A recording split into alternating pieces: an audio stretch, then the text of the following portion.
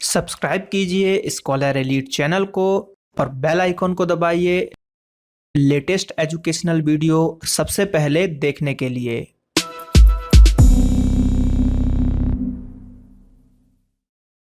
दोस्तों, आज हम इस वीडियो में पढ़ेंगे जीव विज्ञान का अगला चैप्टर जो कि है पार्ट 6 और इसके अंतर्गत हम जानेंगे आनुवांशिकी यानी कि जेनेटिक्स।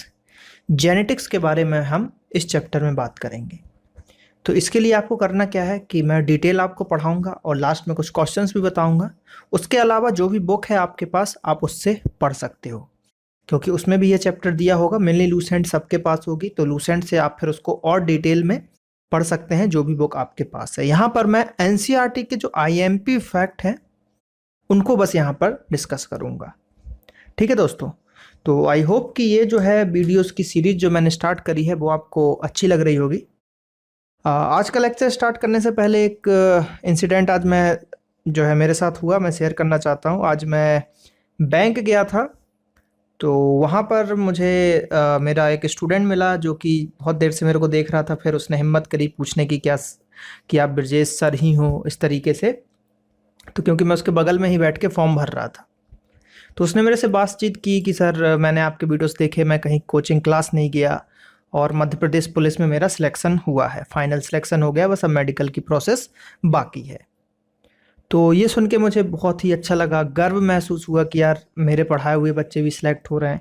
क्योंकि जो प्री एग्ज़ाम था यानी रिटन एग्ज़ाम था, तो उसके लिए तो लोगों से मैंने रोल नंबर वगैरह मंगाए थे, लोगों ने बताए थे, बहुत सारे सिलेक्शन हुए थे। लेकिन कोई जब मिलता है आपको अपने सिटी में, आप जहाँ रह रहे हो वहाँ आपको कोई मिले तो बहुत अच्छा लगता है। तो आई थिंक कि वो स्टूडेंट भी, नाम तो मैं नहीं पूछ पाया उसका क्योंकि काम भी था और इतना ध्यान ही नहीं रहा कि नाम पूछ लूँ मैं। तो अगर वो देख रहा होगा तो कमेंट करेगा मे बी, क्योंकि वो हमारी पूरी सीरीज़ को देखता है। अभी रेलवे की तैयारी उसकी चल रही है, तो मे बी वो कमेंट करेगा। तो अच्छा लगा आज मुझे कि हाँ, मेरे पढ़ाए हुए स्टूडेंट जो है सिलेक्ट हो रहे हैं एग्ज़ामों में। तो निरंतर पढ़ाई करते रहिए, हमारे चैनल के थ्रू आपको भी सफलता मिलेगी। चलिए तो स्टार्ट करते हैं आज का लेक्चर। आज का लेक्चर है जेनेटिक्स के बारे में। अब देखिए, मेनली एक जेनेटिक्स का ओवरव्यू ये होता है कि आपको वो समझ लीजिए कि आपके अपने माता पिता या एक पीढ़ी से दूसरी पीढ़ी में जो गुण जाते हैं, जैसे कि बोलते नहीं कि यार ये तो अपने बाप पे गया है, ये तो अपनी माता पे गया है, इसके लक्षण पूरे अपने बाप जैसे हैं। तो ये चीज़ें जो बोलते हैं ना, यही चीज़ है जेनेटिक्स, कि जो आपके पिताजी के गुण थे वो आप में आ गए, जो आपके माताजी के गुण थे वो आपके आ गए। तो यही इसी चीज को बोला जाता है जेनेटिक्स। अगर एक लोकल समझने की बात से हम करें कि आखिर कोई अगर हमसे जनरल वे में पूछ ले कि भैया एक अनपढ़ को समझाना है कि जेनेटिक्स होता क्या है, तो उसको आप कैसे समझाओगे? तो उसको आप ऐसे ही समझाओगे कि भैया आप हो, आप में कुछ लक्षण आपके पिताजी के जैसे हैं, तो वो लक्षण कैसे आए? वो लक्षण जैसे भी आए उसी चीज को जेनेटिक्स बोलते हैं, उसी के अध्ययन को हम जेनेटिक्स बोलते हैं। ठीक है, अब देखते हैं जो हमारे पास जो लिखा हुआ है, चीजें पढ़ते हैं। जीन वे इकाइयां हैं जो अनुवांशिक गुणों को एक पीढ़ी से दूसरी पीढ़ी तक ले जाती हैं। यानी कि ये जो हमारे गुण थे कि जो फादर के गुण बेटे में आ गए, तो उसको ट्रैवल कौन कराता है? तो उसको जो ट्रैवल कराता है वो कराता है कौन? जीन। याद रखिएगा, जीन उसको ट्रैवल कराता है।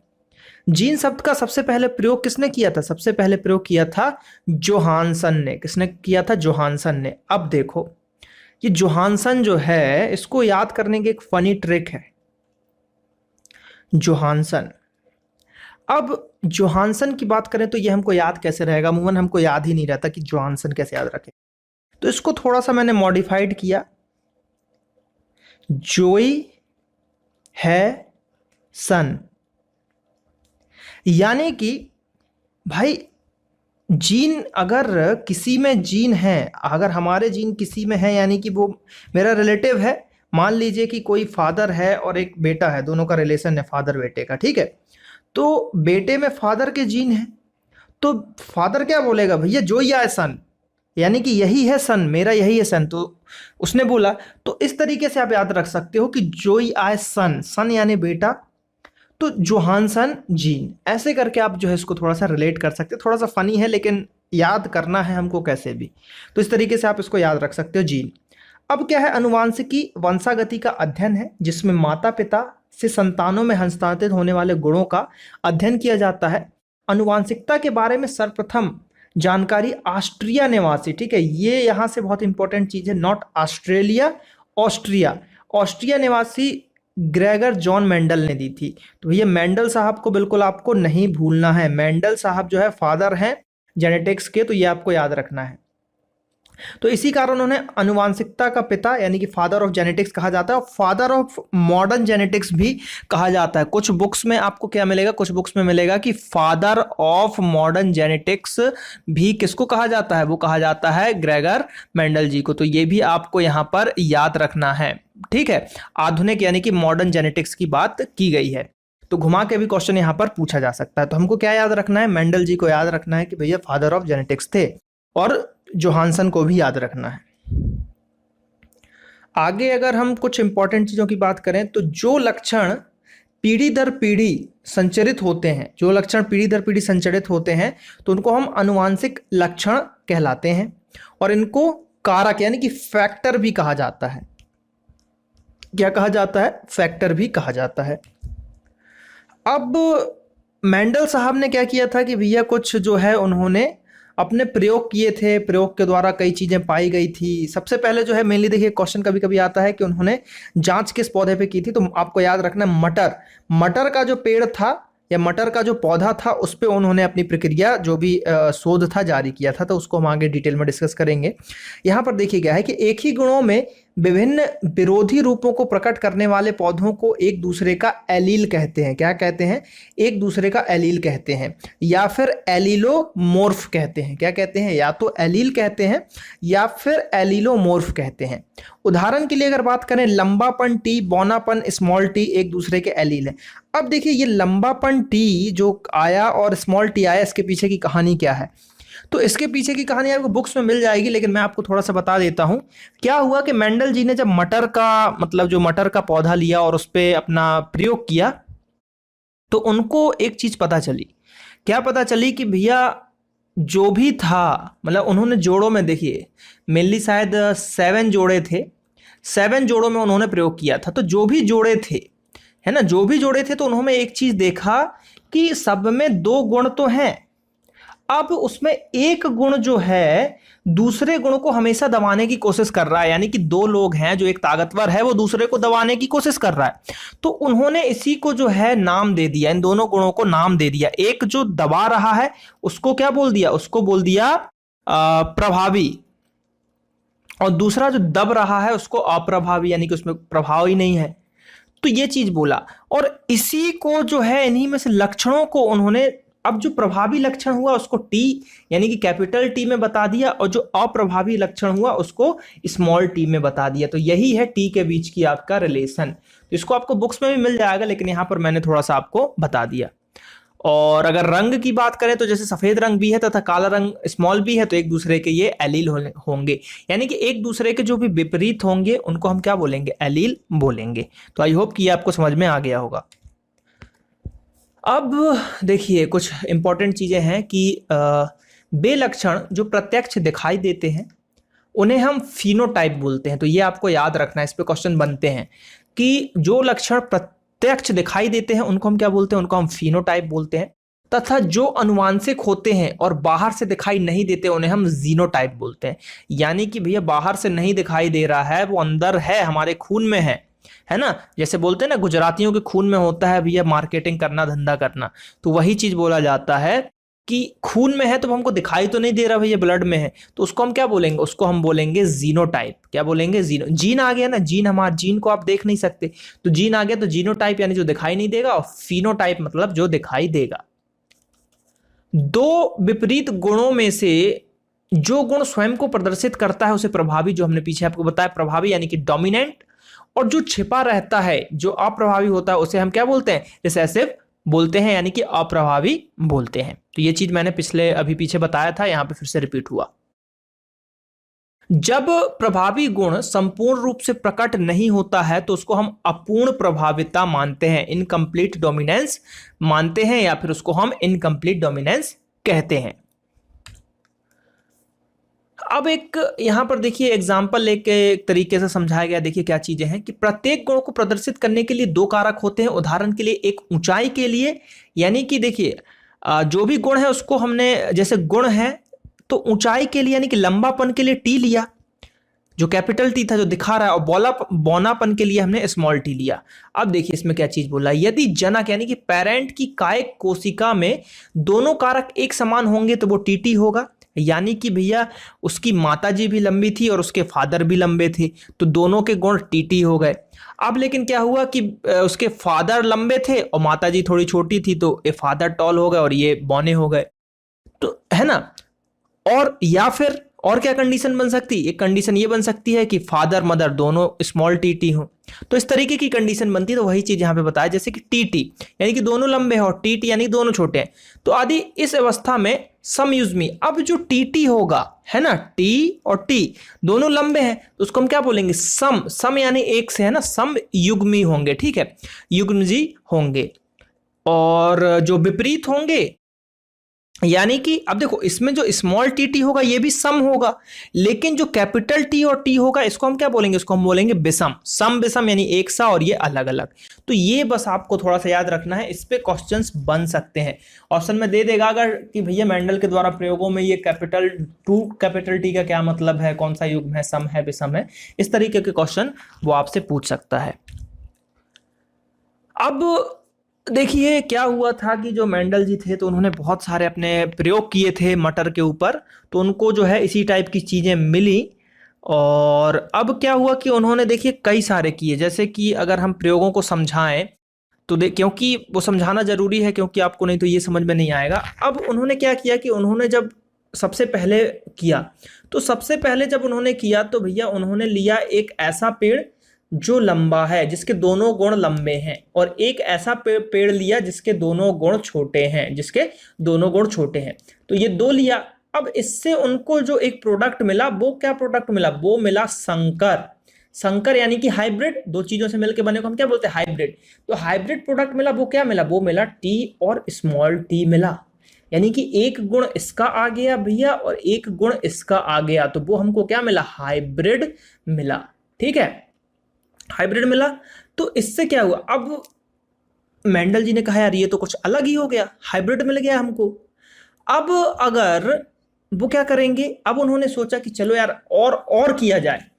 अब उन्होंने फिर जो लिया, अगर बात करें तो उन्होंने फिर क्या लिया, कि इसको मैं बताता हूं आपको, एक मिनट। उन्होंने फिर जो है हाइब्रिड वाला जो जनरेट हो गया इसको भी लिया होगा, इसमें भी कुछ चीजें की होंगी, तो फिर उनको क्या मिला कि भैया टी मिल गया और फिर शंकर लंबा भी मिला। मतलब ऐसे ही करते गए कई सारी चीजें यहां पर मिली उनको। तो यही चीज जो है उनकी प्रैक्टिस मिली। तो इसकी ट्री है, एक ट्री स्ट्रक्चर है इस टाइप का, वो आपको बुक्स में मिल जाएगा। तो मेनली सबसे पहला वाला आप याद करना है कि उन्होंने सबसे पहले टी लिया और ये लिया, और इन दोनों से मिलकर जो प्रोडक्ट बना तो वो बना टी और स्मॉल टी, जिसको हम संकर बोलते हैं हिंदी में, और इंग्लिश की बात करें तो हाइब्रिड बोलते हैं। देखिए क्या है, अब पढ़ते हैं, अब आपको ये एकदम समझ में आएगा। संकर हाइब्रिड वे पौधे होते हैं जिनमें दोनों विपरीत गुण उपस्थित होते हैं। वही चीज, विपरीत गुण क्यों, टी और टी। तो ये टी जो है आपका, ये आपका लंबापन है और ये टी जो है बौनापन है, तो दोनों एक दूसरे के विपरीत है, और इसको हमने क्या बोला था, एलेल बोला था। तो वही चीज यहां पर हो गई। मेंडल ने सर्वप्रथम अपने प्रयोग में केवल एक लक्षण का प्रयोग किया था, अतः ऐसे क्रॉस को एक संकर क्रॉस या फिर मोनो हाइब्रिड क्रॉस कहते हैं। ठीक है, क्या बोलते हैं, मोनो हाइब्रिड क्रॉस। और इसके पश्चात उन्होंने दो विपरीत लक्षणों के साथ जो लेकर प्रयोगों को किए, तो ऐसे क्रॉस को द्विसंकर यानी कि डाई हाइब्रिड क्रॉस कहते हैं। तो ये तो बहुत ही सिंपल डेफिनेशन ही हो गई। पीढ़ी जो जनक पौधों से उत्पन्न होती है पुत्रीय पीढ़ी कहलाती है। क्या कहलाती है, पुत्रीय पीढ़ी कहलाती है। यानी कि जो पीढ़ी जन्म ले रही है, उत्पन्न ले रही है, यानी कि वही चीज कि मूल था हमारे पास ये वाला, इससे जन्म लिया ये वाला, तो इसको हम क्या बोलेंगे, इसको हम बोलेंगे पुत्रीय पीढ़ी बोलेंगे। ठीक है, आई होप ये क्लियर हो गया होगा, क्योंकि जेनेटिक्स में लोगों को बहुत दिक्कत जाती है, इसलिए मैं इसको बहुत आराम से समझा रहा हूं। देखिए इसमें भी घबराइएगा नहीं, कितना लंबा वीडियो जा रहा है। अभी इसके बाद ऑब्जेक्टिव भी सॉल्व करेंगे, तो वीडियो लंबा हो सकता है, आधे घंटे तक का भी वीडियो जा सकता है। टॉपिक छोटा है लेकिन एक्सप्लेन करने में थोड़ा सा तो टाइम लगेगा। अब थोड़ा सा ये जो है मेंडल जी के बारे में क्या कहा गया है, तो देखिए मेंडल जी के बारे में थोड़ा सा जान लेते हैं कि मेंडल जी ऑस्ट्रेलिया के प्रमुख नगर ब्रेन, ठीक है, में ईसाई मत के पादरी थे। वो क्या थे भैया, देखो ईसाई मत के पादरी थे, फिर साइंटिस्ट बन गए। उन्होंने उद्यान में लगे मटर के पौधे, जैसा कि मैंने शुरू में बताया, मटर के पौधे पर एक अनेक प्रयोग करके आनुवंशिकता के गुणों का अध्ययन किया और अपने सही अन्वेषण एवं गणितीय विश्लेषण के पश्चात मेंडल ने आनुवंशिकता के संबंध में पहली बार सही सिद्धांत का जो है प्रतिपादन किया, और जिसे उन्हीं के नाम से मेंडल के आनुवंशिकता के नियम, मेंडल्स लॉ ऑफ इनहेरिटेंस कहा गया। मेंडल ने अपने निष्कर्षों को सन 1865 में the annual proceeding of the natural history society of burn, जो आपका था यानी कि ब्रेन, उसमें नामक एक पत्रिका में प्रकाशित किया। और लेकिन उस समय जो है इनकी जो है इन चीज़ों पे किसी ने ध्यान ही नहीं दिया था। उन्होंने ये बताया था लेकिन उतने फेमस नहीं थे, एक पादरी थे, तो उन्होंने कहा यार पादरी की बात पे क्या विश्वास करना, ये सब चीज़ें जो है बोला गया। 30-35 साल तक उनकी बातों पर जो है कोई ध्यान ही नहीं दिया गया। लेकिन ध्यान कब दिया गया भैया, मरने के बाद 1900 के आसपास ध्यान दिया गया। तो आगे पढ़ते हैं, देखिए मेंडल की मृत्यु के लगभग 40 वर्ष पश्चात जनवरी के कॉरेंस हॉलैंड के डीब्रीज को हमने पिछले भाग में पढ़ा है, डीब्रीज के बारे में, और ऑस्ट्रिया के सैरमार्क ने अपने अपने प्रयोगों में उन्हीं निष्कर्षों को निकाला जो मेंडल ने प्रस्तावित किए थे। तो देखिए भाई यही होता है कि जो पहले से फेमस है अगर वो पुरानी चीज़ों को भी करते हैं, लेकिन उनको जो है यहाँ पर उनका जो बताया था उन्होंने, तो उनको उपाधि दी गई भी है फादर ऑफ जेनेटिक्स, उनको बताया गया, ऐसा नहीं किया गया कि उन्होंने उसका कॉपीराइट ले लिया था, है ना। ये चीजें यहाँ पर बताई गई। तो ये हमने क्या जाना भैया, मेंडल जी के बारे में जाना। तो मेंडल जी का एक क्वेश्चन तो बनता ही है कि हाइब्रिड जो फादर ऑफ जेनेटिक्स किसे कहा जाएगा, तो वो मेंडल जी को कहा जाएगा। और उन्होंने देखिए क्वेश्चन आता है कभी कभी कि मेंडल जी ने कितने नियम दिए थे, उनके कितने नियम थे, तो उनके नियम आप याद कर लो, आई थिंक तीन नियम थे उनके। कितने? 3 नियम थे। ये एक क्वेश्चन मैं इसलिए बोल रहा हूँ क्योंकि ये क्वेश्चन मुझे ऐसा लग रहा है कि मैंने किसी बुक में, शायद लुसेंट के ऑब्जेक्टिव में ही आपको ये क्वेश्चन मिल जाएगा। ऑब्जेक्टिव में ये मेरे को पढ़ा हुआ है, इसलिए मैं यहाँ पर आपको बता देना चाहता हूँ कि 3 नियम उन्होंने बताए थे। कुछ एक डोमिनेंस लॉ करके भी था और इंडिपेंडेंट करके भी, ऐसे कुछ लॉ हैं जो अभी मैं रिकॉल नहीं कर पा रहा हूं, लेकिन ये आपको याद रखना है कि कितने 3 लॉ थे। ठीक है, आपको बुक्स में मिल जाएंगे, ये 3 लॉ थे। ठीक, चलिए आगे बढ़ते हैं। अब ये तो हमने पेड़ पौधों के बारे में जाना, अब हम थोड़ा सा जानते हैं कि मानव के बारे में, ह्यूमन जेनेटिक्स, जिसपे क्वेश्चंस एग्जाम में आते हैं, बहुत ही फेमस क्वेश्चंस आते हैं। तो देखिए पढ़ते हैं उसके बारे में। जीन जो है क्रोमोसोम में स्थित होते हैं और प्रत्येक गुणसूत्र में लगभग 1000 जीन एक पंक्ति में जो है विन्यासित होते हैं। यानी कि जीन जो होते हैं आपके गुणसूत्र में होते हैं, और गुणसूत्रों की संख्या कितनी होती है भैया? 46 होती है। जोड़ों में बात करें तो 23 पेयर होते हैं, 23 जोड़े होते हैं। तो इसमें क्या होता है कि जैसे अगर हम बात करें मेल और फीमेल की, तो 23 जो है आपके मेल के रहेंगे और 23 फीमेल के रहेंगे, और मिलने के बाद जो भी एक हाइब्रिड प्रोडक्ट बनेगा, तो वो चीजें यहां पर बताई गई हैं। अब भिन्न भिन्न जंतु एवं पौधों की कोशिकाओं में गुणसूत्रों की संख्या भी भिन्न भिन्न होती है। मनुष्यों की कोशिका में शुक्राणु एवं अंडाणु कोशिका को छोड़कर सभी कोशिकाओं में 46 गुणसूत्र पाए जाते हैं। कितने? वही 46 गुणसूत्र। देखिए क्वेश्चन जब आता है तो उसमें आपको कंफ्यूज नहीं होना है। क्वेश्चन आता है कि मानव शरीर में कितने गुणसूत्र पाए जाते हैं, तो आंसर 46, और कितने जोड़े या कितने पेयर ऑफ, तो आपको 23 लगाना है, क्योंकि कई लोग ये चीज पूछ लेते हैं कि सर 23 है कि 46 है। तो डिपेंड करेगा क्वेश्चन पे। अगर उसने जोड़ा पूछा है, पेयर पूछा है, तो 23, और कितने हैं तो आपके 46, है ना ये चीजें। अब शरीर की कोशिकाओं में क्रोमोसोम जोड़ों में पाए जाते हैं। मनुष्य के शरीर में प्रत्येक कोशिका में 23 जोड़े गुणसूत्र पाए जाते हैं। देखिए यहां पे भी क्लियर हो गया। अब इससे रिलेटेड एक दो चीज और है हमारे पास जो क्वेश्चन आता है। क्वेश्चन ये आता है कि अगर x होगा तो क्या होगा, xy होगा तो क्या होगा। फेवरेट क्वेश्चन RRB और SSC का, मोस्ट फेवरेट क्वेश्चन, लगभग हर बार एग्जाम में ये पूछ लिया जाता है। ठीक है, जरूरी भी है, हमारे लाइफ से संबंधित है। तो भैया देखो x अगर होगा तो याद रखिए लड़की होगी, और अगर x वाई होगा तो लड़का होगा। ठीक है, तो ये दो चीज बिल्कुल अपने जहन में बैठा लीजिए कि एक्स वाई होगा तो लड़का होगा, और एक्स एक्स होगा तो कौन होगा, लड़की होगी। तो ये चीजें आपको जो है यहां पर याद रखना है, क्योंकि इस पे जो है क्वेश्चंस बनते हैं। अब एक चीज और मैं आपको बता देता हूं, एक क्वेश्चन और आता है कि लिंग निर्धारण में, जो लिंग निर्धारण होता है उसमें मेन भूमिका किसकी होती है, तो मेन भूमिका होती है पुरुष की।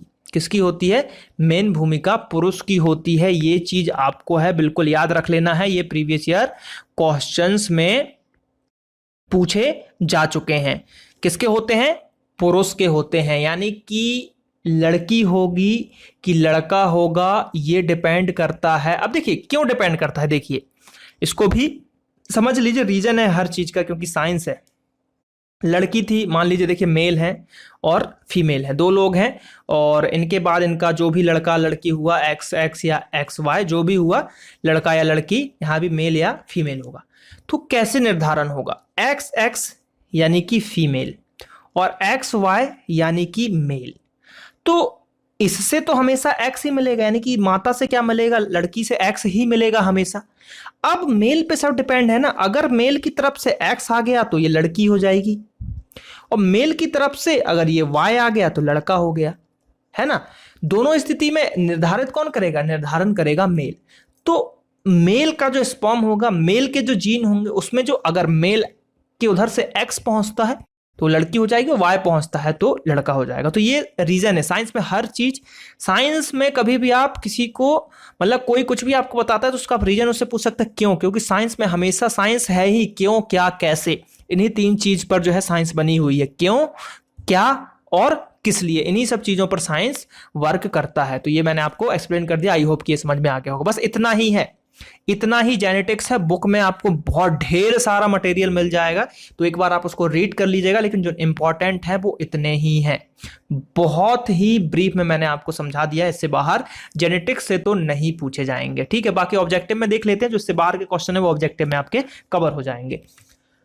तो देखिए यहां पर ऑब्जेक्टिव अब स्टार्ट होता है हमारा। तो ऑब्जेक्टिव की बात करें तो ऑब्जेक्टिव है आनुवांशिकता के जनक कहे जाते हैं। आनुवांशिकता के जनक कौन कहे जाते हैं, तो भैया आनुवांशिकता के जनक फादर ऑफ जेनेटिक्स मेंडल साहब कहे जाते हैं। जीन का वर्तमान नाम देने वाले वैज्ञानिक कौन है, तो जीन यानी कि भैया जिसमें जीन हमारा होगा वो बेटा होगा, तो जो या सन, तो जोहानसन। तो इसका आंसर हो जाएगा डी वाला, जोहानसन। मेंडल के नियमों का एक अपवाद, तो देखिए ये एक अपवाद जो है वो है सहलंगता। ठीक है, यानी कि मेनली जो है इसमें इनकम्प्लीट सेक्सुअल चीजों के बारे में बताया नहीं है उन्होंने, कि कुछ भैया इनकम्प्लीट भी हो जाता है, उनके बारे में ये चीज यहां पर नहीं बताई गई है मेंडल जी के द्वारा। तो इसका आंसर हो जाएगा आपका फोर्थ वाला। मेंडल ने मटर के पौधे का चयन किया क्योंकि वे सस्ते थे, वे आसानी से उपलब्ध थे, और इनमें जो है विपर्यायी जो था आपका, इनमें विपर्यायी, ठीक है, विपर्यायी लक्षण उपस्थित थे, या फिर इनका आर्थिक महत्व अधिक था।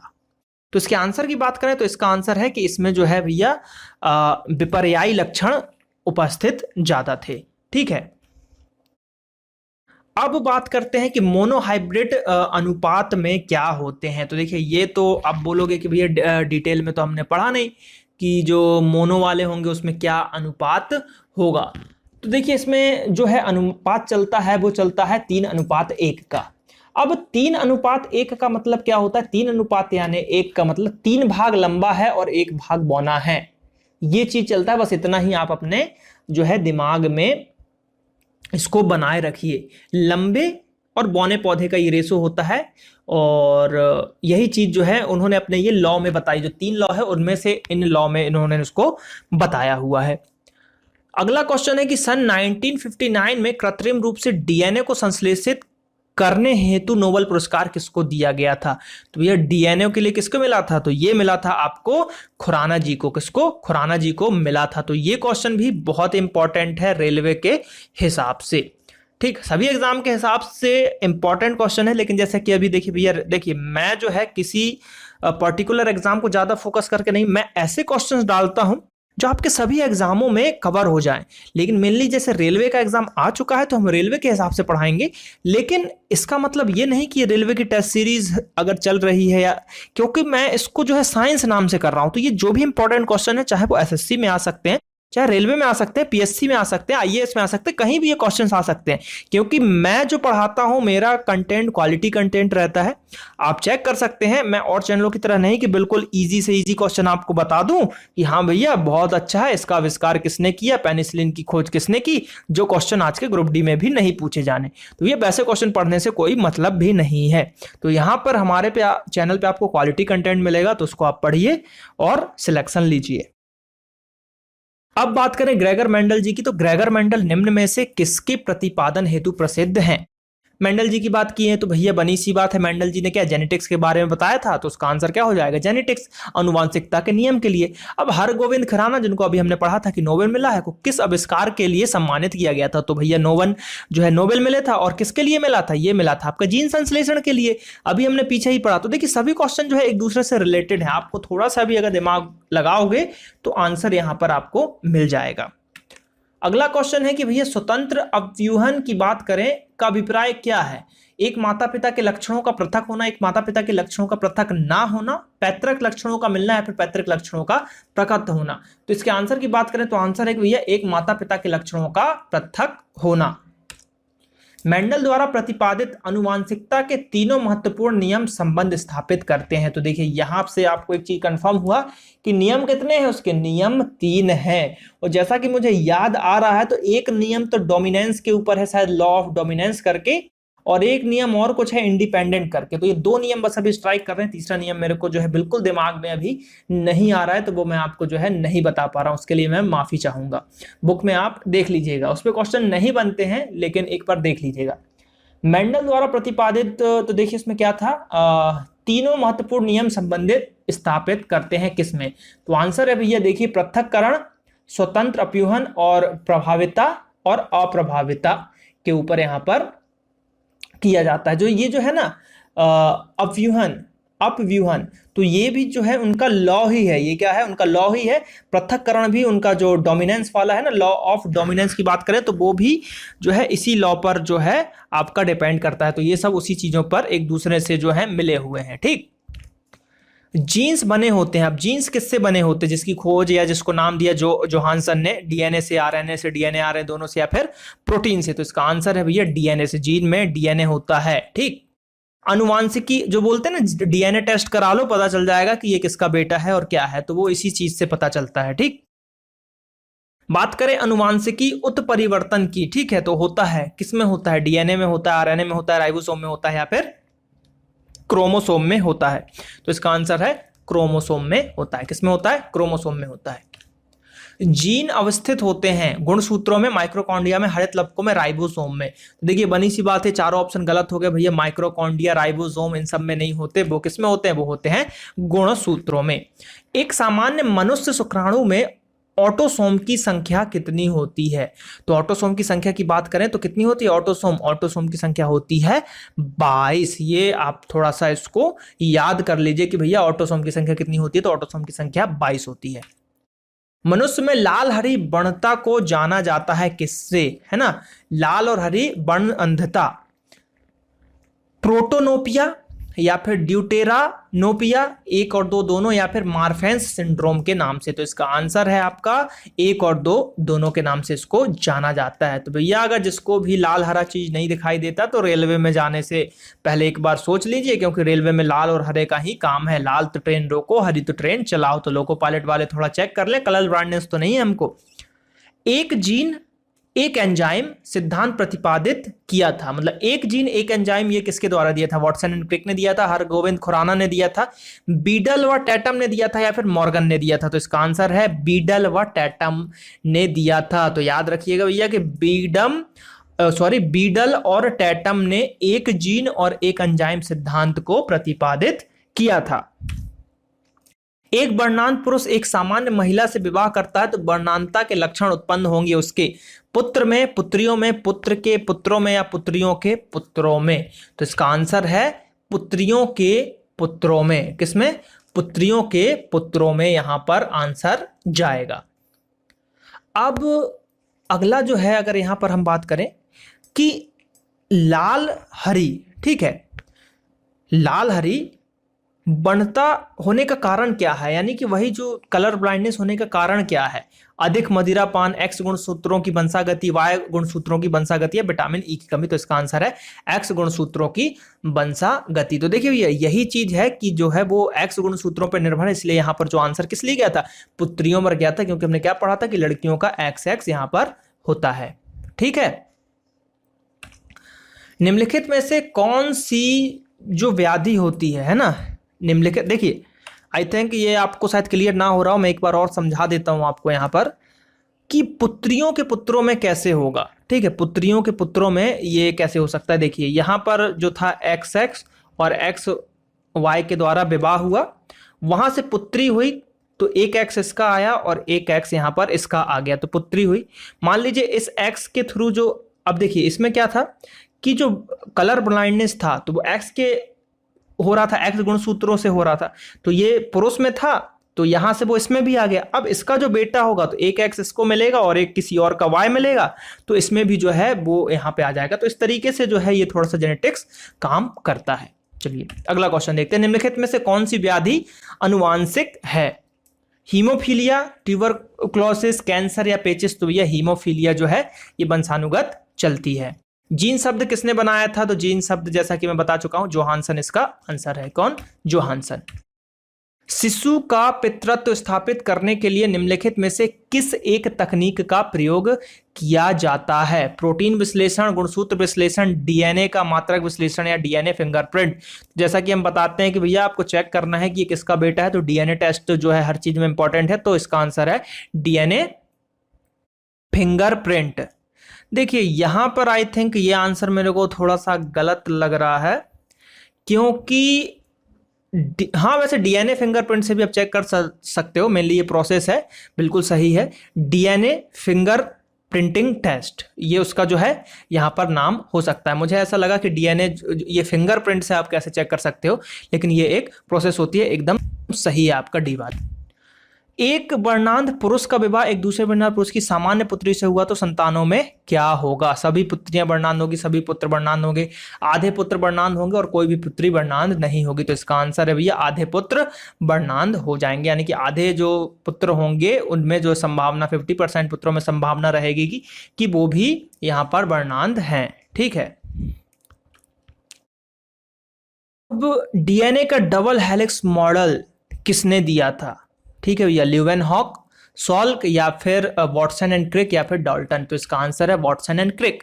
तो ये आपको भैया याद रखना है कि डीएनए का double helix model Watson and Crick के द्वारा दिया था। Most most most IMP question, इसको कॉपी में लिख लो, बुक में लिख लो, दिमाग में लिख लो, जहां भी लिखना है लिख लो। तो डीएनए का डबल हेलिक्स मॉडल जो है वॉटसन एंड क्रिक ने दिया था। किस कारण एक माता पिता की सभी संतानें एक समान नहीं होती? अनुवांशिक विभिन्नता के कारण, वातावरण के कारण, एक दो दोनों, या उपयुक्त में से कोई नहीं? तो इसका आंसर भैया एक दो दोनों। सबसे पहला तो मेजर है कि भैया जीन कैसे हैं आपके, क्योंकि शादी हुई तो जरूरी नहीं एक से जीन हो आपके, भैया फादर अलग रहेंगे, मदर के जीन अलग रहेंगे, और वो जो निकलेगा प्रोडक्ट वो निकलेगा भैया संकर, यानी कि हाइब्रिड प्रजाति का निकलेगा, उसमें दोनों के गुण रहेंगे, तो इसलिए एक समान नहीं हो पाते हैं। और कुछ वातावरण पर भी निर्भर करता है। बोलते हैं ना कि भैया जब की लड़की प्रेग्नेंट है, बच्चा होने वाला है, तो उसका वातावरण अच्छा रखो, लड़ाई मत करो, खुशी खुशी का माहौल रखो, अच्छी चीजें देखो, टीवी भी देखो तो अच्छा देखो, पढ़ाई करो, तो जैसा माहौल रहेगा वैसा बच्चा इंटेलिजेंट पैदा होगा। सब बोलते हैं कि प्रेगनेंसी के दौरान अगर ज्यादा मूवी देखते हैं, ये करते हैं, तो लड़का हीरो बन जाएगा, ये होगा वो होगा। तो ये सब चीजें निर्भर करती हैं, वातावरण पे बहुत बड़ा इफेक्ट पड़ता है कि आपका आसपास का माहौल कैसा है। जैसे कि आप भैया होशियारों के साथ रहोगे तो आप भी होशियार हो जाओगे, गधों के साथ रहोगे तो आप भी गधे हो जाओगे। तो ये चीजें बोलते हैं कि यार मेरा दिमाग अच्छा नहीं था, दिल्ली गया पढ़ने, वहां मैं एक आईएएस के साथ रहने लगा, स्टूडेंट जो आईएएस की तैयारी कर रहा था, तो मैं आईएएस तो नहीं निकाल पाया, मैंने पीएससी निकाल ली। तो ऐसा होता है क्योंकि सामने वाले को देख के आप भी पढ़ाई करना स्टार्ट कर देते हो। तो ज्यादा आज ज्ञान की बातें हो गई, चलिए हम पढ़ाई पे आते हैं। निम्नलिखित में से कौन एक लिंग संलग्न रोग है? कुष्ठ, वर्ण अंधता, या फिर क्षय रोग, या फिर ल्यूकीमिया? तो इसका आंसर है भाई वर्ण अंधता जो है ये एक इसी के बारे में जो है हमारे मेंडल जी ने नहीं बताया था। अब जिनको वर्ण अंधता है वाले रोग को लाल रंग दिखाई देगा, पीला दिखाई देगा, नीला दिखाई देगा, हरा दिखाई देगा या फिर बैंगनी दिखाई देगा, तो भैया लाल रंग उनको हरा दिखाई देगा तो सोच ले कितनी बड़ी बात है। अगर रेलवे में आप जाते हो, आपको लाल है तो आपको हरा दिखा, आपने गाड़ी चला दी लाल में ही, तो बहुत ही दिक्कत हो जाने वाली है। तो इस चीज का टेस्ट जरूर कर लें। फिर है अनुवांशिक विकारों के संदर्भ में निम्नलिखित पर विचार कीजिए। एक महिला वर्णांध यानी कि कलर ब्लाइंड जो है, पर में से पति वर्णांध नहीं, यानी महिला को कलर ब्लाइंडनेस है लेकिन पति को नहीं है, और उसके एक पुत्र और एक पुत्री हैं। इस संदर्भ में दिए गए कथनों में से कौन से कथन सही होंगे? तो देखिए, दोनों संतान जो है वर्ण अंधता से ग्रस्त होंगे। पुत्री को ये प्रॉब्लम होगी किंतु पुत्र को नहीं होगी। दोनों संतान को होगी या पुत्र को होगी और किंतु पुत्री को नहीं होगी। तो इसके आंसर की बात करें तो इसका आंसर है कि ये पुत्र होगा लेकिन पुत्री को नहीं होगी। ठीक है। जीन क्या है? यकृत का एक भाग है, आरएनए है, डीएनए का एक भाग है, क्रोमोसोम का एक भाग है। तो जीन जो है भैया डीएनए का एक भाग है। किसका भाग है? डीएनए का एक भाग है। आज का एक क्वेश्चन लिख लीजिए आप लोग, कमेंट करके बताइएगा कि जो डीएनए है इसका फुल फॉर्म क्या है। ठीक है, फुल फॉर्म क्या है आपको कमेंट करके नीचे बताना है। सर्वप्रथम प्रयोगशाला में जीन का संश्लेषण करने वाले वैज्ञानिक कौन है? मेंडल जी हैं, वॉटसन है, डार्विन है या खुराना है? तो सबसे कौन है भैया? खुराना जी। देखिए क्यों यहाँ पर खुराना, सब लोग फादर के चक्कर में मेंडल लगा देंगे, उन्होंने जीन के बारे में नहीं कहा था। और यहाँ पर प्रयोगशाला की बात हो रही, प्रयोगशाला में जीन का संश्लेषण किया था खुराना जी ने, और इसी के लिए उनको जो है नोबेल पुरस्कार भी मिला था। अब एक जो कलर ब्लाइंड पुरुष व सामान्य महिला की संतानों में पुत्र के जो है कलर ब्लाइंड होने की संभावना कितनी है? तो हमने पढ़ा था ना कि आधा है, यानी कि यहां पर देखिए 0% आंसर ले रहा है कि एक पुरुष है और सामान्य महिला की संतान में पुत्रों के जो वर्णांध होने की। हाँ, तो देखिए यहां पर ये था, हमने पढ़ा था कि भैया एक को है एक्स वाई और एक्स वाई, मतलब X X X Y female और मेल। तो अगला जो होगा, मान लीजिए वो लड़की होती है, तो जब इसका लड़का होगा एक्स वाई में होगा, तो यहां पर तो ये प्रॉब्लम नहीं हो रही, इसलिए यहां पर ये जो है 0% जा रहा है। तो इसका आंसर एकदम सही है। मनुष्य में कौन से क्रोमोसोम के मिलने से बालक का जन्म होता है? तो जैसा कि मैंने बताया, बालक यानी बॉय यानी लड़का, यानी कि एक्स वाई जब आपको होगा तब वो लड़का होगा, और एक्स एक्स होगा तो वो कौन होगा? मतलब लड़की होगी। तो यहां पर जो आंसर देखिए एक्स वाई कौन सा है, मतलब यहाँ पे देखिए क्या होगा, पुरुष का वाई है ना, तो आंसर कौन सा जाना चाहिए? पुरुष का वाई और स्त्री का एक्स। तो इसका आंसर हो जाएगा, यानी लड़का की बात हो रही तो इसका आंसर जो है थर्ड वाला जाएगा, ये बी वाला गलत है। तो पुरुष का क्या है? वाई होगा और स्त्री का एक्स होगा, तो यहाँ पर एक्स वाई होगा, तो आपको पुरुष यानी कि मेल चाइल्ड की प्राप्ति होगी। हीमोफीलिया में क्या होता है? यानी कि हीमोफीलिया की अगर बात करें तो हीमोलिसिस होता है, रक्त का थक्का नहीं बनता है, आरबीसीज चिपक जाते हैं, डब्ल्यूबीसीज कोशिकाएं भक्षी हो जाती है। तो इसका आंसर है कि भैया इसमें रक्त का थक्का ही नहीं जमता, कि अगर आपका हाथ है और कट जाता है तो खून बहता ही जाएगा, जल्दी रुकेगा नहीं। और ये जो है रानी विक्टोरिया को था, तो मेनली वहां से ये बीमारी फैली थी। बच्चों के लिंग निर्धारण के लिए उत्तरदायी क्रोमोसोम कौन सा होता है? तो वो हमने पढ़ा कि पिता का क्रोमोसोम होता है। किसका क्रोमोसोम उत्तरदायी होता है? उत्तरदायी होता है पिता का क्रोमोसोम।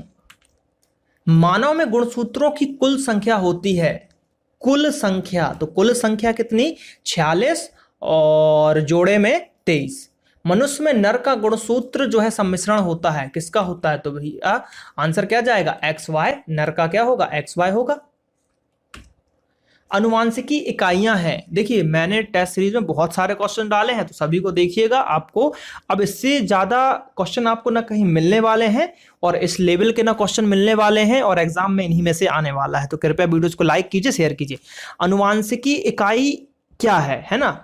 उसकी इकाई मतलब कौन है? क्रोमोसोम है, जीन है, राइबोसोम। देखो तो राइबोसोम और लाइसोसोम तो खत्म हो गया, या तो आंसर होगा क्रोमोसोम या तो आंसर होगा जीन। तो कितना आसान हो गया कि इन दो में फर्क करना। तो अनुवांशिकी की इकाई जो होती है वो जीन कहलाती है। क्या कहलाती है? जीन।